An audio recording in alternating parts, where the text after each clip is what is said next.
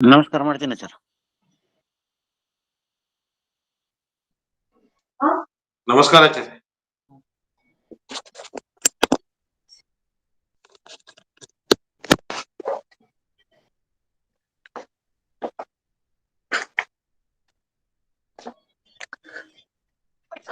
ಸುಮತಿ ವಿರನುಮೇಜಂ ಶುಭ್ರಕಾಯಂ ಸಖಾಯಂ ಸುಖಮಯಮನಪಾಯಂ ಮುಕ್ತ್ಯುಪಾಯಂ ವಿಮಾಯಂ ನೃಹಯಮಹಮಮೇಜಂ ಝೇಜಮಾಮ್ನಾಯಗೇಯಂ ಸದಜಮಸದಜೇಯಂ ಶ್ರೀಸಹಾಯಂ ಭಜೇಯಂ ತಪಸ್ವಾಧ್ಯಾಯ ಶುಶ್ರೂಷಾ ಕೃಷ್ಣಪೂಜಾರತಂ ಮುನಿಂ ವಿಶ್ವೇಶಮಿಷ್ಟದಂ ವಂದೇ ಪರಿವ್ರಾಟ್ ಚಕ್ರವರ್ತಿನಂ ಶ್ರೀಗುರುಭ್ಯೋ ನಮಃ ಹರಿ ಓಂ.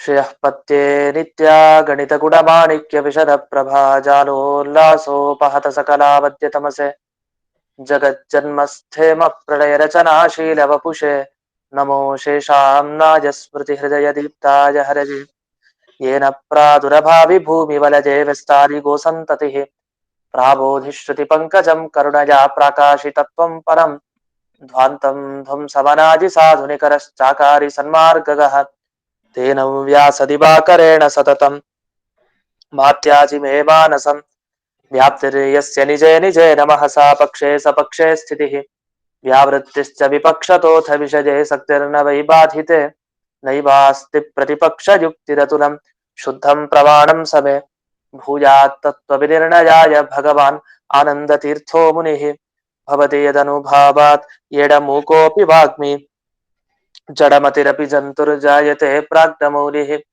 ಸಕಲವಚನ ಚೇತೋ ದೇವತಾ ಭಾರತೀ ಸಾ ಮಮ ವಚಸಿ ನಿಧತ್ತಾಂ ಸನ್ನಿಧಿಂ ಮಾನಸೇ ಚ ರಮಾ ನಿವಾಸೋಚಿತವಾಸ ಭೂಮಿಃ ಸಂನ್ಯಾಯ ರತ್ನಾವಲಿ ಜನ್ಮ ಭೂಮಿಃ ವೈರಾಗ್ಯ ಭಾಗ್ಯೋ ಮಮ ಪದ್ಮನಾಭತೀರ್ಥಾಮೃತಾಬ್ಧಿರ್ಭವತಾತ್ ವಿಭೂತ್ಯೈ ಪದವಾಕ್ಯ ಪ್ರಮಾಣಜ್ಞಾನ್ ಪ್ರತಿವಾದಿ ಮದಚ್ಛಿದಃ ಶ್ರೀಮದಕ್ಷೋಭ್ಯತೀರ್ಥಾಖ್ಯಾನುಪತಿಷ್ಠೆ ಗುರೂನ್ ಮಮ ಶ್ರೀಮದಾನಂದ ತೀರ್ಥಾರೆ ಸನ್ಮನಸ್ಸರಸಿ ಭುವಿ ಅನುವ್ಯಾಖ್ಯಾನದಲಿನೆ ಚಂಚರಿ ಕತಿಮೇ ಮನಃ ನ ಶಬ್ದಾಬ್ಧೌ ಗಾಢಾಃ ನ ಚ ನಿಗಮ ಚರ್ಚಾಸು ಚತುರಾಃ ನ ಚ ನ್ಯಾಯೇ ಪ್ರೌಢಾಃ ನ ಚ ವಿದಿತ ವೇದ್ಯಾ ಅಪಿ ವಯಂ ಪರಂ ಶ್ರೀಮತ್ ಪೂರ್ಣ ಪ್ರಮತಿ ಗುರು ಕಾರುಣ್ಯ ಸರಣಿಂ ಪ್ರಪನ್ನಾಮಾನ್ಯಾ ಸ್ಮಃ ಕಿಮಪಿ ಚ ವದಂತೋಪಿ ಮಹತಾಂ ಓಂ ನಾರಾಯಣಂ ನಿಖಿಲ ಪೂರ್ಣ ಗುಣೈಕದೇಹಂ ನಿರ್ದೋಷಮಾಪ್ಯತಮಮಪ್ಯಖಿಲೈಃ ಸುವಾಕ್ಯೈಃ ಅಸ್ಯೋದ್ಭವಾದಿದಮಶೇಷ ವಿಶೇಷತೋಪಿ ವಂದ್ಯಂ ಸದಾ ಪ್ರಿಯತಮಂ ಮಮ ಸನ್ನಮಾಮಿ ಕುಪಿತಾ ಹಿ ಪಣಚ್ಛಾಯಾ ಸಮೀಕೃತ್ಯ ಪರಂ ಸುಖಂ ಸೇವಂತೆ ಯತ್ಪದಂ ಧೀರಾಸ್ತಂ ಭಜೆ ವಲ್ಲಭಂ ಶ್ರಿಯಃ. ಈಗ 203ನೇ ಸುಧಾಮೂಲ ಅದು ನಡೀತಾ ಇತ್ತು. 203ನೇ ಸುಧಾಮೂಲದಲ್ಲಿ ಅನುವ್ಯಾಖ್ಯಾನದ ಶ್ಲೋಕ, ಅದರ ವಿವರಣೆ ಮುಗ್ದಿದೆ. ತಚ್ಚೇತ್ ನೋತ್ತರ ಗೋಚರಂ ಕಥಮೇವೋತ್ತರ ಕಾಲ ತದ್ಗೋ ಮೋಕ್ಷಶ್ಚ ಗಮ್ಯತೆ. ಈಗ ಕಾಲ ಅಂತ ನಾವೇನ್ ಕರಿತೀವಿ, ದಿಕ್ಕು, ಕಾಲ, ಆಕಾಶ ಮತ್ತೆ ಆತ್ಮ. ಈ ಆತ್ಮ ನಮ್ಮ ಜ್ಞಾನ ನಮ್ಗೆ ಹೇಗಿದೆ, ಅಹಂ ನಾನು ಅಂತ ನಮಗೆ ಜ್ಞಾನ ಆಗತ್ತೆ. ಅದು ನಮ್ಮ ಸಾಕ್ಷೀಂದ್ರಿಯಕ್ಕೆ ಗೋಚರ, ನಾನು ಅಂತ ನಮಗ್ ಜ್ಞಾನ ಇದೆ.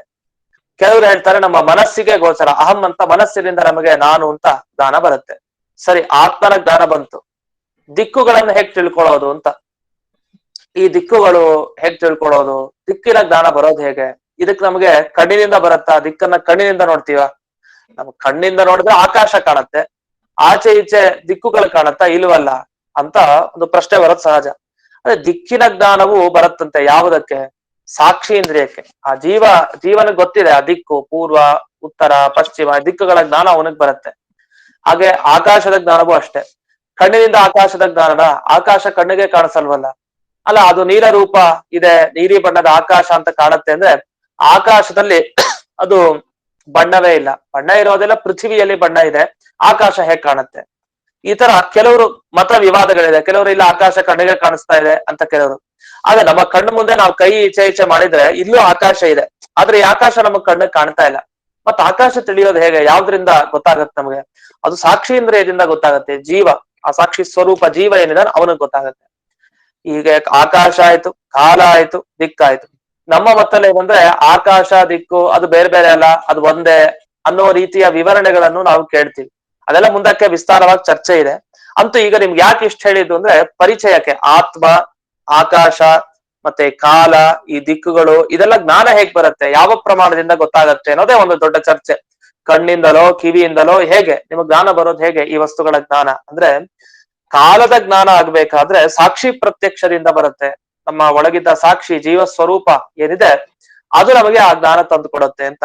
ಯಾಕೆಂದ್ರೆ ಒಂದು ಮಾತನ್ನ ಹೇಳ್ತಾರೆ ಈ ಸುಧಾಮೂಲದಲ್ಲಿ, ನೀವು ಗಮನಿಸಿದ್ರೆ ಕೊನೆಗೆ ಒಂದು ಕೊನೆ 3 ಲೈನಲ್ಲಿ ಹೇಳಿದ್ದಾರೆ, ಭವಿಷ್ಯತಿ ಮೋಕ್ಷ ಇತಿ ಅವಗಮ ಅಭಾವೇಚ ತದರ್ಥ ಪ್ರಯತ್ನೋ ನ ಸ್ಯಾತ್ ಮೋಕ್ಷೆ ಸರ್ವಸ್ಯ ಬಾಧೋ ಭವಿಷ್ಯತಿ ಇತ್ಯೇದಪಿ ನ ಸ್ಯಾತ್. ನಾವು ಆ ಅದ್ವೈತಿಗಳಿಗೆ ಹೇಳ್ತಾ ಇರುವಂತಹ ಮಾತು. ಈಗ ಮುಂದಿನ ಭವಿಷ್ಯತ್ ಕಾಲದ ಜ್ಞಾನ ನಮ್ಗೆ ಇರ್ಲೇಬೇಕು. ಈಗ ಮುಂದಿನ ಕಾಲ, ಹಿಂದಿನ ಕಾಲ, ಈಗಿನ ಕಾಲ ಎಲ್ಲ ಕಾಲಜ್ಞಾನ ಬೇಕೇ ಬೇಕು ನಮ್ಗೆ, ಅದಿದೆ ನಮಗೆ. ಒಂದ್ ವೇಳೆ ಭವಿಷ್ಯತ್ ಕಾಲದ ಜ್ಞಾನ ನಮ್ಗೆ ಇಲ್ಲ ಅಂತಾದ್ರೆ ಭವಿಷ್ಯತಿ ಮೋಕ್ಷ, ನೋಡಿ ಸಾಧನೆ ಮಾಡಿದ್ರೆ ಮುಂದೆ ಮೋಕ್ಷ ಸಿಗತ್ ನಿಮ್ಗೆ ಅಂತ ನಾವೆಲ್ಲ ಹೇಳ್ತಾ ಇರ್ತೀವಿ. ಹೇಳ್ಬೇಕಾದ್ರೆಲ್ಲ ಭವಿಷ್ಯತಿ ಮೋಕ್ಷ ಅಂದ್ರೆ ಮೋಕ್ಷ ನಿಮಗೆ ಮುಂದಿನ ಕಾಲದಲ್ಲಿ ಸಾಧನೆ ಮಾಡಿದ ಮೇಲೆ, ಭಗವಂತ ನೋಡಿ ಪ್ರಸಾದ ಸಿಕ್ಕ ಮೇಲೆ, ಆದ ಮೇಲೆ ನಿಮಗೆ ಮೋಕ್ಷ ಸಿಗತ್ತೆ ಅಂತ ಹೇಳ್ತಾ ಇರ್ತೀವಿ. ಹಾಗಾದ್ರೆ ಭವಿಷ್ಯತ್ ಕಾಲದಲ್ಲಿ ಮೋಕ್ಷ ಅಂದ್ರೆ ಭವಿಷ್ಯತ್ ಕಾಲ ಅಂದ್ರೆ ಗೊತ್ತಿರ್ಬೇಕಲ್ಲ. ಈಗ ಪುಸ್ತಕದಲ್ಲಿ ಕೆಂಪು ಬಣ್ಣ ಇದೆ, ಕೆಂಪು ಬಣ್ಣದ ಪುಸ್ತಕ, ಕೆಂಪು ಬಣ್ಣದ ವಸ್ತ್ರ ಅಂತ ಹೇಳ್ತೀವಿ. ಕೆಂಪು ಬಣ್ಣನೇ ಗೊತ್ತಿಲ್ಲ ಅಂದ್ರೆ ಕೆಂಪು ಬಣ್ಣದ ವಸ್ತ್ರದ ಜ್ಞಾನ ಬರುತ್ತಾ? ಬರಲ್ಲ. ಕೆಂಪು ಬಣ್ಣ ಗೊತ್ತಿರ್ಬೇಕಲ್ಲ, ಇಲ್ಲಾಂದ್ರೆ ರಕ್ತ ವಸ್ತ್ರದ ಜ್ಞಾನ ಬರಲ್ಲ. ಹಾಗೆ ರಕ್ತ ಪುಸ್ತಕ, ನನ್ನ ಪುಸ್ತಕ ಅದು, ಅಥವಾ ಕೃಷ್ಣ ಪುಸ್ತಕ ಕಪ್ಪಾದ ಪುಸ್ತಕ ಅಂದ್ರೆ ಕಪ್ಪು ಅನ್ನೋ ಜ್ಞಾನ ಇಲ್ಲದ್ರೆ ಕಪ್ಪಾದ ಪುಸ್ತಕದ ಜ್ಞಾನ ಹೇಗ್ ಬರುತ್ತೆ? ಬರಲ್ಲ. ಅದೇ ತರಹ ಮುಂದಿನ ಕಾಲದಲ್ಲಿ ಆಗತ್ತೆ ಮೋಕ್ಷ ಅಂತ ವಾಕ್ಯ ಕೇಳಿದವನಿಗೆ ಮುಂದಿನ ಕಾಲದ ಜ್ಞಾನ ಬೇಕು. ಅದ್ ಹೇಗ್ ಬಂತು? ಅದೇ ಈ ಸಾಕ್ಷಿ ಇಂದ್ರಿಯದಿಂದ ಬಂತು ಅಂತ ಒಪ್ಪಬೇಕು ಅಂತ. ಇದು ನಮ್ಗೆ ಅನುಭವಕ್ಕೆ ಬರ್ಲಿಕ್ಕೆ ಸ್ವಲ್ಪ ಟೈಮ್ ತಗೊಳುತ್ತೆ. ಸಾಕ್ಷಿ ಇಂದ್ರಿಯದಿಂದ ಬರುತ್ತೆ ಅಂತ ಆಚಾರ್ಯರು ಹೇಳ್ತಾರೆ. ಸುಮಾರು ಸರಿ ಸಾಕ್ಷಿ ಬಗ್ಗೆ ಕೇಳಿ ಕೇಳಿ ನಮ್ಗೆ ಅನುಭವಕ್ಕೆ ಬರುತ್ತೆ. ಅಂತೂ ಭವಿಷ್ಯತಿ ಮೋಕ್ಷ, ನಿಮಗೆ ಮುಂದೆ ಮೋಕ್ಷ ಸಿಗತ್ತೆ ಅಂತ ಜ್ಞಾನ ಇದ್ರೆ ಮಾತ್ರ ನೀವು ಅದಕ್ಕೋಸ್ಕರ ಪ್ರಯತ್ನ ಪಡ್ತೀರಿ. ನಮಗ್ ಮೋಕ್ಷ ಮುಂದಕ್ಕೆ ಸಿಗತ್ತೆ, ಆಗ ನಾವು ಪ್ರಯತ್ನ ಪಡಬೇಕು ಅಂತ. ಹಾಗಾದ್ರೆ ಮುಂದೆ ಮೋಕ್ಷ ಸಿಗತ್ತೆ ಅಂದ್ರೆ ಮುಂದೆ ಅನ್ನುವ ಜ್ಞಾನ ಬೇಕಲ್ಲ, ಭವಿಷ್ಯತ್ ಕಾಲ ಜ್ಞಾನ. ಅದೇ ಇಲ್ದೆ ಅಂದ್ರೆ ಭವಿಷ್ಯತ್ ಕಾಲದಲ್ಲಿ ಮೋಕ್ಷ ಸಿಗತ್ತೆ ಅನ್ನುವ ಜ್ಞಾನನೇ ಬರ್ಲಿಲ್ಲ, ಆಗ ನಾವು ಯಾಕೆ ಪ್ರಯತ್ನ ಪಡ್ತೀವಿ? ಪಡಲ್ಲ. ಅದನ್ನ ಹೇಳ್ತಾರೆ, ಭವಿಷ್ಯತಿ ಮೋಕ್ಷ ಇತಿ ಅವಗಮ ಅಭಾವೇಚ, ಈ ರೀತಿ ಜ್ಞಾನವೇ ಇರದೆ ಇದ್ರೆ ತದರ್ಥ ಪ್ರಯತ್ನೋ ನ ಸ್ಯಾತ್, ಮುಂದೆ ಸಿಗೋ ಮೋಕ್ಷಕ್ಕೋಸ್ಕರ ಈಗ ಯಾಕೆ ನಾವು ಪ್ರಯತ್ನ ಪಡ್ತೀವಿ, ಮಾಡೋದೇ ಇಲ್ಲ ಅಂತ ಆಗ್ಬಿಡುತ್ತೆ. ಹಾಗಾಗಿ ಮೋಕ್ಷ ಅಷ್ಟೇ ಅಲ್ಲದೆ ಇನ್ನೊಂದು ಮಾತು ನೀವೇನ್ ಹೇಳ್ತೀರಿ ಅಂದ್ರೆ ಅದ್ವೈತ ವಾದಿಗಳಿಗೆ ನಾವು ಹೇಳ್ತಾ ಇರೋದು, ನೀವು ಮುಂದೆ ಮೋಕ್ಷ ಕಾಲದಲ್ಲಿ ಜಗತ್ತು ಅಂತಿಲ್ಲ, ಮೋಕ್ಷ ಸಿಕ್ತು ಅಂದ್ರೆ ನಿಮ್ಗ್ ಜಗತ್ ನಾಶ ಆಯ್ತು ಅಂತ ಅರ್ಥ, ಯಾವ್ದು ಇರಲ್ಲ ಅಂತ ನೀವು ಹೇಳ್ತೀರಿ. ಮೋಕ್ಷೆ ಸರ್ವಸ್ಯ ಬಾಧ ಭವಿಷ್ಯತಿ, ಯಾವುದೇ ವಸ್ತು ಇರಲ್ಲ ಅಂತ ಗೊತ್ತಾಗುತ್ತೆ. ಯಾಕಂದ್ರೆ ಬಾಧ ಅನ್ನೋ ಶಬ್ದಕ್ಕೆ ಪರಿಚಯವನ್ನ ಹೇಳಿದೆ. ಬಾಧ ಅಂದ್ರೆ ಬರ್ಕೊಂಡ್ಬಿಡಿ, ನೆನ್ಪಿಟ್ಕೊಳ್ಳಿ. ತ್ರೈಕಾಲಿಕ ಸತ್ತಾ ನಿಷೇಧ, 3 ಕಾಲದಲ್ಲಿ ಅದಿರಲ್ಲ, ಅದು ಸತ್ಯ ಅಲ್ಲ ಅಂತ, ಅಂಥ ವಸ್ತುವಿಗೆ ಬಾಧ ಬಂದಿದೆ ಅಂತ ಕರಿತೀವಿ. ಹಗ್ಗವನ್ನ ನೋಡಿ ಹಾವು ಅಂತ ತಿಳಿತೀವಲ್ಲ, ಆ ಹಾವಿಗೆ ಬಾಧ ಇದೆ ಅಂದ್ರೆ ಹಾವು ಅಲ್ಲಿ 3 ಕಾಲದಲ್ಲೂ ಇಲ್ಲ. ಯಾವುದು? ಆ ಹಗ್ಗದಲ್ಲಿ. ಯಾಕೆ? ಹಗ್ಗವ ನೋಡಿ ಭ್ರಮೆಗೊಳ್ತಾ ಇದೀವಿ, ವಾಸ್ತವಿಕವಾಗಿ ಅಲ್ಲಿ ಹಾವಿಲ್ಲ. ವಸ್ತುತಃ ಹಾವು ಅಲ್ಲಿ 3 ಕಾಲದಲ್ಲೂ ಇಲ್ಲ, ಅದು ಅತ್ಯಂತ ಅಸತ್ಯವಾದ ವಸ್ತು, ಅದು ಸುಳ್ಳಾದದ್ದು. ಅಂತೂ ಮೋಕ್ಷ ಕಾಲದಲ್ಲಿ ಎಲ್ಲ ವಸ್ತುಗಳಿಗೆ ಬಾಧ ಉಂಟು ಅಂದ್ರೆ ಯಾವ ವಸ್ತುನು ಜಗತ್ನಲ್ಲಿ ಇರಲ್ಲ, ಜಗತ್ತೇ ಇರಲ್ಲ, ಜಗತ್ನಲ್ಲಿ ಇರೋ ವಸ್ತು ಏನೋ ಅದು ಇರಲ್ಲ ಅಂತ ಈ ರೀತಿ ನಾವು ಹೇಳೋದಿದೆ. ಇದರಿಂದ ಏನ್ ಅರ್ಥ ತಗೊಳ್ಬೇಕು ಅಂದ್ರೆ, ಮೋಕ್ಷ ಕಾಲದಲ್ಲಿ ಮುಂದೆ ಜಗತ್ತು ಇರಲ್ಲ ಅಂದ್ರೆ ಮೋಕ್ಷ ಕಾಲ ಅಂದ್ರೆ ಮುಂದಿನ ಕಾಲ ಅಂತ ಆಯ್ತು. ಹಾಗಾದ್ರೆ ಭವಿಷ್ಯತ್ ಕಾಲದಲ್ಲಿ ಮೋಕ್ಷ ಸಿಕ್ಕಾಗ ಈ ಜಗತ್ ಯಾವುದು ಇರಲ್ಲ ಅಂತ ಗೊತ್ತಾಗತ್ತೆ, ಈ ಜಗತ್ತಿಗೆ ನಾಶ ಬರುತ್ತೆ ಅಂತ.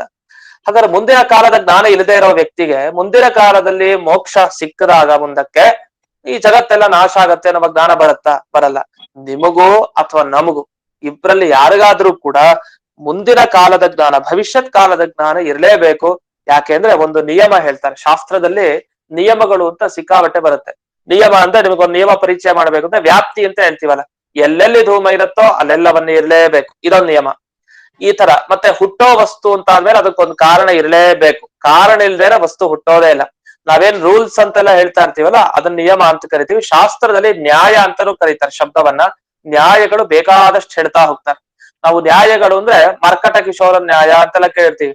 ಅದೇ ಆ ಕೋತಿ ತಾಯಿಯನ್ನ ಮಗು ಹಿಡ್ಕೊಳತ್ತಲ್ಲ, ಅದ್ ಹಾಗೆ ನಾವು ಭಗವಂತನ ಹಿಡ್ಕೊಂಡಿರ್ಬೇಕು ಅಂತ ನಾವೆಲ್ಲ ಮರ್ಕಟ ಕಿಶೋರ ನ್ಯಾಯ ಅಂತ ಕೇಳ್ತೀವಿ. ಮರ್ಕಟ ಕೋತಿಯ ಮಗು ಕಿಶೋರ, ಹೀಗೆಲ್ಲ ಕೇಳುವಂತೆ ನ್ಯಾಯಗಳು ನಿಯಮಗಳು ಸಂಸ್ಕೃತದಲ್ಲಿ ಶಾಸ್ತ್ರದಲ್ಲಿ ಬಹಳಷ್ಟು ಬರುತ್ತೆ. ಹಾಗೆ ಇಲ್ಲೊಂದು ನಿಯಮ ಹೇಳ್ತಾರೆ, ವಿಶೇಷಣ ಅನವಗಮೆ ವಿಶಿಷ್ಟ ಅನವಗಮ ಅಂತ, ಇದು ಶಾಸ್ತ್ರದಲ್ಲಿ ಬರೋ ನಿಯಮ. ನಿಮ್ಗೆ ಒಂದು ಉದಾಹರಣೆ ಹೇಳ್ಬೇಕು ಅಂದ್ರೆ ವಿಶಿಷ್ಟಸ್ಯ ಯತ್ ಭವತಿ ತದ್ ವಿಶೇಷಣಸ್ಯಾಪಿ ಅಂತ ಒಂದು ನಿಯಮ ಹೇಳ್ತಾರೆ. ಈ ಶಬ್ದ ಬಿಡಿ ಪಕ್ಕಕ್ಕೆ, ಬೇಕಾದ್ರೆ ಅವನ್ನ ನೆನ್ಪಿಟ್ಕೊಂಡು ಬರ್ಕೊಳ್ಳಿ. ಅರ್ಥ ನೋಡಿ ಏನಿದಕ್ಕೆ ಅರ್ಥ ಅಂದ್ರೆ, ಈಗ ಯಾವತ್ತು ನಮಸ್ಕಾರ ಮಾಡ್ಬೇಕಾದ್ರೆ ನಾವೇನ್ ಮಾಡ್ತೀವಿ, ಗ್ರಂಥದ ಮೊದಲಿಗೆ ಲಕ್ಷ್ಮಿಯ ಜೊತೆಗೆ ಭಗವಂತನಿಗೆ ನಮಸ್ಕಾರ ಮಾಡ್ತಾ ಇರ್ತೀವಿ, ಲಕ್ಷ್ಮಿಯ ಜೊತೆಗೆ. ಈಗ ಪ್ರತ್ಯೇಕವಾಗಿ ಲಕ್ಷ್ಮಿಗೆ ನಮಸ್ಕಾರ ಮಾಡ್ತೀವ? ಮಾಡಲ್ಲ. ನಾವೇನ್ ಮಾಡ್ತೀವಿ, ನಾರಾಯಣನಿಗೆ ನಮಸ್ಕಾರ ಮುಖ್ಯವಾಗಿ ಮಾಡ್ತೀವಿ. ಲಕ್ಷ್ಮಿಯ ಜೊತೆಗಿರುವ ನಾರಾಯಣನಿಗೆ ನಮಸ್ಕಾರ, ಪಾರ್ವತಿಯ ಜೊತೆಗಿರುವ ರುದ್ರದೇವರಿಗೆ ನಮಸ್ಕಾರ, ಹೀಗೆ ಪತ್ನಿಯ ಜೊತೆಗಿರುವ ಆ ಪತಿ, ಆ ಭಗವಂತನಿಗೆ, ಆ ದೇವತೆಗೆ ನಮಸ್ಕಾರ ಅಂತ ಹೇಳ್ತಾ ಇರ್ತೀವಿ. ಈಗ ಲಕ್ಷ್ಮಿಗೆ ನಮಸ್ಕಾರ ಮಾಡಿದಾಗ ಆಯ್ತೋ ಇಲ್ವೋ ಅದು ನಮ್ಮ ಪ್ರಶ್ನೆ. ಲಕ್ಷ್ಮಿ ಪತಿಗೆ ನಮಸ್ಕಾರ ಅಂತ ಬಾಯ್ಬಿಟ್ಟು ಹೇಳ್ತೀರಿ, ಲಕ್ಷ್ಮಿಗೆ ನಮಸ್ಕಾರ ಮಾಡಿದಾಗ ಆಯ್ತಾ? ಬಾಯ್ಬಿಟ್ಟು ಹೇಳ್ಬೇಕಲ್ಲ, ಲಕ್ಷ್ಮಿಗೆ ನಮಸ್ಕಾರ, ಲಕ್ಷ್ಮಿಯ ಜೊತೆಗಿರುವ ನಾರಾಯಣನಿಗೆ ನಮಸ್ಕಾರ, ಎರಡು ಹೇಳ್ಬೇಕಲ್ಲ. ಅಂದ್ರೆ ಅದಕ್ಕೇನು ಹೇಳ್ತೀವಿ ಆಗ, ವಿಶಿಷ್ಟಸ್ಯ ಯದ್ ಭವತಿ ತದ್ ವಿಶೇಷಣಸ್ಯಾಪಿ. ಲಕ್ಷ್ಮಿಯ ಜೊತೆಗಿರುವ ನಾರಾಯಣನಿಗೆ ನಮಸ್ಕಾರ ಅಂದ್ರೆ ಆ ಲಕ್ಷ್ಮಿಗೂ ಮಾಡಿದಾಗೆ ಅರ್ಥ ಅಂತ ಒಂದು ನಿಯಮ ಶಾಸ್ತ್ರದಲ್ಲಿ. ಯಾಕೆಂದ್ರೆ ದಂಡ ಹಿಡ್ಕೊಂಡಿರೋ ಒಬ್ಬ ವ್ಯಕ್ತಿ ಬಂದ ಅಂದ್ರೆ ಆ ವ್ಯಕ್ತಿ ಮಾತ್ರ ಬಂದ ಅಂತ ಅರ್ಥನ, ಅವನ ಜೊತೆಗಿರೋ ದಂಡನೂ ಬಂತು ಅಂತಾನೆ ಅರ್ಥ. ಅದನ್ನೇನ್ ಬಾಯ್ ಬಿಟ್ಟು ಹೇಳ್ಬೇಕು ಅಂತಿಲ್ಲ. ಇಲ್ಲ, ವ್ಯಕ್ತಿ ಬಂದ, ಅವನ ಜೊತೆಗೆ ಕೋಲು ಬಂತು, ಅವನು ಕಿವಿಗೆ ಹಾಕೊಂಡಿದ್ದ ಆಭರಣ ಅದು ಬಂತು, ಅವನ ಮುಖದಲ್ಲಿ ಅಥವಾ ಏನೋ ಜನವಾರ ಹಾಕೊಂಡಿದ್ದ ಆ ಬ್ರಹ್ಮಸೂತ್ರ ಅದು ಅವನ ಜೊತೆಗೆ ಬಂತು, ಹೇಳೋ ಅವಶ್ಯಕತೆ ಇಲ್ಲ. ಯಾಕೆಂದ್ರೆ ಅದ್ ಜೊತೆಗೆ ಇರತ್ತೆ ವಸ್ತು. ಆ ಜೊತೆಗಿರೋ ವಸ್ತುಗಳೆಲ್ಲ ಕೂಡಿರುವಂತ ಇವನೇನಿದನ್ ವ್ಯಕ್ತಿ, ಅವನು ಬಂದ ಅಂದ್ರೆ ಜೊತೆಗೆಲ್ಲ ಬರುತ್ತೆ ಅಂತ ಅರ್ಥ. ಹಾಗೆ ಲಕ್ಷ್ಮಿಯ ಜೊತೆಗೆ ನಾರಾಯಣನಿಗೆ ನಮಸ್ಕಾರ ಮಾಡಿದೀವಿ ಅಂತಂದ್ರೆ ಆ ನಮಸ್ಕಾರ ಬರೀ ನಾರಾಯಣನಿಗೆ ಸಂಬಂಧಪಟ್ಟಿದ್ದಲ್ಲ, ಲಕ್ಷ್ಮಿಗೂ ನಮಸ್ಕಾರ ಅಂತಾನೆ ಅರ್ಥ. ಈ ರೀತಿ ನಮಸ್ಕಾರದ ಅನ್ವಯ, ನಮಸ್ಕಾರ ಎರಡಕ್ಕೂ ಸಂಬಂಧಪಡುತ್ತೆ. ಅದೇ ತರ ಇಲ್ಲೇನೊಂದು ನಿಯಮ ಹೇಳ್ತಾರೆ ಅಂದ್ರೆ, ವಿಶೇಷಣವನ್ನೇ ತಿಳ್ಕೊಳ್ಳದೆ ಇದ್ರೆ ವಿಶಿಷ್ಟ ಜ್ಞಾನ ಬರಲ್ಲ ಅಂತ. ಉದಾಹರಣೆಗೆ ಒಬ್ಬನಿಗೆ ದಂಡಿ ಅಂತ ಹೆಸರು, ಇನ್ನೊಬ್ಬನಿಗೆ ಕುಂಡಲಿ ಅಂತ ಹೆಸರು. ಕುಂಡಲಿ ಅಂದ್ರೆ ಅವನು ಕಿವಿಗೆ ಹಾಕೊಳ್ಳೋ ಆಭರಣ ಇದೆಯಲ್ಲ, ಅದಕ್ಕೆ ಅವನಿಗೊಂದು ಕುಂಡಲಿ ಅಂತ ಹೆಸರಿಟ್ಟಿರ್ತೀವಿ. ಒಳ್ಳೆ ಆಭರಣ ಹಾಕೊಳ್ತಾನೆ, ಇವನು ಕಿವಿಗೆ ಹಾಕೊಳ್ಳೋ ತರ ಆಭರಣ ಇನ್ಯಾರ ಹತ್ರನೂ ಇಲ್ಲ. ದಂಡಿ ಇದೆ, ಇವನು ಹಿಡ್ಕೊಳ್ಳೋ ಕೋಲ್ ಇದೆಯಲ್ಲ ಅದಕ್ಕಿರೋ ಶಕ್ತಿ, ಏನೋ ವಿಶಿಷ್ಟವಾದ ದಂಡ, ಕೋಲನ್ನು ಹಿಡ್ಕೊಂಡಿದ್ದಾನೆ, ಅಂಥವನನ್ನ ದಂಡಿ ಅಂತ ಕರಿತೀವಿ. ಈ ದಂಡಿ ಮತ್ತೆ ಕುಂಡಲಿ ಅಂತ ನಾವು ಈ ವ್ಯಕ್ತಿಗಳನ್ನ, ಮನುಷ್ಯರನ್ನ ಕರಿತೀವಿ ಕೆಲವರನ್ನ. ಈ ಕರಿಬೇಕು ಅಂತ ಆದ್ರೆ ನಮ್ಗೆ ಮೊದಲು ದಂಡ ಅಂದ್ರೆ ಏನು ಅಂತ ಗೊತ್ತಿರ್ಬೇಕು, ಮೊದಲು ಕುಂಡಲ ಅಂದ್ರೆ ಏನು ಅಂತ ಗೊತ್ತಿರ್ಬೇಕು. ಆ ಶಬ್ದಕ್ಕೆ ಅರ್ಥ ಗೊತ್ತಿದ್ರೆ ಮಾತ್ರ ಆಗ ದಂಡ ಹಿಡ್ಕೊಂಡಿರೋನ್ ಇವನು, ಕುಂಡಲ ಹಿಡ್ಕೊಂಡಿರೋನ್ ಇವನು ಅಂತ ದಂಡಿ, ಕುಂಡಲಿ ಅಥವಾ ಧನಿ ಅಂತ ಇಟ್ಕೊಳ್ಳಿ. ನಾವೆಲ್ಲ ಧನಿ ಅಂದ್ರೆ ದುಡ್ಡಿರೋನ್ಗೆ ಧನಿ ಅಂತ ಕರೀತಾರೆ ಸಂಸ್ಕೃತ. ಧನದ ಬಗ್ಗೆನೇ ಪರಿಚಯ ಇಲ್ಲದೆ ಇರೋ ವ್ಯಕ್ತಿ ಧನಿ ಅಂತ ಹೇಳಿಕ್ ಬರತ್ತಾ? ಆಗಲ್ಲ. ಹಾಗಾದ್ರೆ ಏನಾಯ್ತು, ವಿಶೇಷಣ ವಿಶೇಷ ಅಂತ ಶಾಸ್ತ್ರದಲ್ಲಿ ಬಳಸ್ತಾರೆ. ವಿಶೇಷಣ ಅಂತಂದ್ರೆ ಒಂದು ವಸ್ತುವನ್ನ ಇನ್ನೊಂದು ವಸ್ತುವಿಗಿಂತ ಬೇರ್ಪಡಿಸುತ್ತೆ. ಉದಾಹರಣೆಗೆ ನಮ್ಮ ಹತ್ರ ಮನೇಲಿ 2 ಪುಸ್ತಕ ಇದೆ, ಇದು ಸುಧಾ ಪುಸ್ತಕ ಅಂದ ಕೂಡಲೇ ಇದು ಭಾಗವತ ಪುಸ್ತಕ ಅಲ್ಲ ಅಂತ ಗೊತ್ತಾಗುತ್ತೆ. ಇದು ಭಾಗವತ ಪುಸ್ತಕ ಅಂದ ಕೂಡಲೇ ಇದು ಸುಧಾ ಪುಸ್ತಕ ಅಲ್ಲ ಅಂತ ಗೊತ್ತಾಗತ್ತೆ. ಇದು ಬರೀ ಪುಸ್ತಕ ತಗೊಂಬ ಅಂತ ಯಾರಿಗಾರು ಹೇಳಿದ್ರೆ ಪಾಠ ಕೂತಿದ್ದ, ಆ ಟೈಮ್ ನೋಡಿದ್ರೆ ಗೊತ್ತಾಗತ್ತೆ. ಈಗ ಟೈಮ್ ನೋಡಿಲ್ಲ, ಪುಸ್ತಕ ತಗೊಂಬ ಅಂದ್ರೆ ಅವ್ನು ಸಮಯ ಜ್ಞಾನ ಇದ್ರೆ ಸರಿ, ಅವ್ನು ಗೊತ್ತಿಲ್ಲ ಯಾವ ಪಾಠ ಅಂತ. 2 ಪುಸ್ತಕ ಇತ್ತು, ಯಾವ್ದನ್ ತಗೊಂಬರ್ಬೇಕು ಅವನು? ನಮ್ಗ್ ಬೇಕಾಗಿತ್ತು ಈಗ ಭಾಗವತ ಬೇಕಾಗಿತ್ತು, ಮೊದಲು ಭಾಗವತ ಪಾಠ ಭಾಗವತ ಬೇಕಾಗಿತ್ತು ಅಂತ ಅನ್ಕೊಳ್ಳಿ. ಆಗ ಏನ್ ಮಾಡ್ಬೇಕು ಅವನು? ನೋಡು, ಆ ಪುಸ್ತಕ ಅಲ್ಲ ಇನ್ನೊಂದು ಪುಸ್ತಕ ತಗೊಂಬ ಅಂತ. ಆ ಇನ್ನೊಂದು ಅದು ಅನ್ನೋದು ಕಣ್ಣಿಂದ ಹೇಳಲ್ಲ, ಅವನ್ ಎಲ್ಲ ಕೂತಿದ್ದಾನೆ, ಶಬ್ದ ಹೊರಗೆ ಹೇಳ್ತಾನೆ. ಏನಂತ? ಸುಧಾ ಪುಸ್ತಕನ, ಭಾಗವತ ಪುಸ್ತಕ ತಗೊಂಬ ಅಂತ ಹೇಳ್ತಾರೆ. ಹಾಗಾದ್ರೆ 2 ಪುಸ್ತಕದಲ್ಲಿ ಭಾಗವತ ಅಂತ ಒಂದು ಶಬ್ದ ಹಾಕಿದ್ವಲ್ಲ, 2 ಪುಸ್ತಕನೇ. ಆ ಪುಸ್ತಕದ ಜೊತೆಗೆ ಒಂದೇನೋ ಸೇರಿಸಿದ್ವಿ, ಅದನ್ನ ವಿಶೇಷಣ ಅಂತ ಕರಿತೀವಿ. ಅದ್ ಏನ್ ಮಾಡ್ತು? ಆ ಭಾಗವತ ಅಂತ ಶಬ್ದ ಹೇಳಿದ್ದು ಸುಧಾ ಪುಸ್ತಕ ಅಲ್ಲ, ಸುಧಾ ಪುಸ್ತಕಕ್ಕಿಂತ ಬೇರೆ ಯಾವ್ದ ಪುಸ್ತಕ ಅದು ಭಾಗವತ ಪುಸ್ತಕ ತಗೊಂಬ ಅಂತ. ಹಾಗಾದ್ರೆ ಈ ವಿಶೇಷಣ ಏನ್ ಹಾಕ್ತಿವಿ, ಒಂದ್ ಸ್ವಲ್ಪ ಸೇರಿಸ್ತೀವಿ, ಅದರಿಂದ ಏನಾಗುತ್ತೆ ಅಂದ್ರೆ ಇನ್ನೊಂದನ್ನ ಅದು ಬೇಡ ಇದು ಬೇಕು ಅಂತ ಭೇದವನ್ನ ನಮಗೆ ತಿಳಿಸ್ಕೊಡುತ್ತೆ. ಹಾಗೆ ಸುಧಾ ಪುಸ್ತಕನೂ ಅಷ್ಟೇ, ಬರೀ ಪುಸ್ತಕ ತಗೊಂಬಂದ್ರೆ ಭಾಗವತ ತಂದು ಕೊಟ್ರೆ ಅದಕ್ಕೆ ಸುಧಾ ಅಂತ ವಿಶೇಷಣ ಆಗ್ತಾನೆ, ಆ ಪುಸ್ತಕದೊಟ್ಟಿಗೆ ಸೇರಿಸ್ತಾನೆ. ಅವಾಗ ಏನ್ ಮಾಡುತ್ತೆ ಆ ಸುಧಾ ಅನ್ನೋ ಶಬ್ದ, ಭಾಗವತ ತಗೊಂಬರ್ಬೇಡ, ಭಾಗವತಕ್ಕಿಂತಲೂ ಈ ಪುಸ್ತಕಕ್ಕೆ ಭೇದ ಇದೆ ಅಂತ ಹೇಳಿ ಅದನ್ನ ಜ್ಞಾಪನೆ ಮಾಡಿಕೊಡುತ್ತೆ. ಇದು ವಿಶೇಷಣ ವಿಶೇಷ. ಹೀಗೆ ಸುಂದರ ರಾಮ, ಈ ತರ ಎಲ್ಲ ಪ್ರತಿಯೊಂದು ವಸ್ತುಗಳಿಗೂ ವಿಶೇಷಣ ನಾವು ಕೊಡ್ತೀವಿ.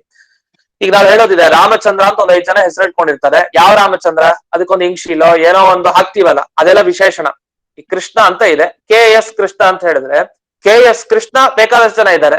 ಆ ಕೃಷ್ಣನ್ ಕರ್ಕೊಂಬ ಅಂದ್ರೆ ಯಾರನ್ನ ಕರ್ಕೊಂಬರ್ಬೇಕು? ಅದು KS ಅಂತ ಇಂಗ್ಶೀಲೇನೋ ವಿಶೇಷಣವಾಗಿ ಹಾಕಿದ್ರೆ ಇವ್ರನ್ನ ಕರ್ಕೊಂಬರ್ಬೇಕು, ಬೇರೆಯವ್ರ ಅಲ್ಲ ಅಂತ ಗೊತ್ತಾಗತ್ತೆ. ಇದೆಲ್ಲ ವಿಶೇಷಣದ ಪ್ರಯೋಜನ. ಶಾಸ್ತ್ರದಲ್ಲಿ ವಿಶೇಷಣದ ಬಗ್ಗೆ ಇಷ್ಟು ಹೇಳ್ತಾರೆ.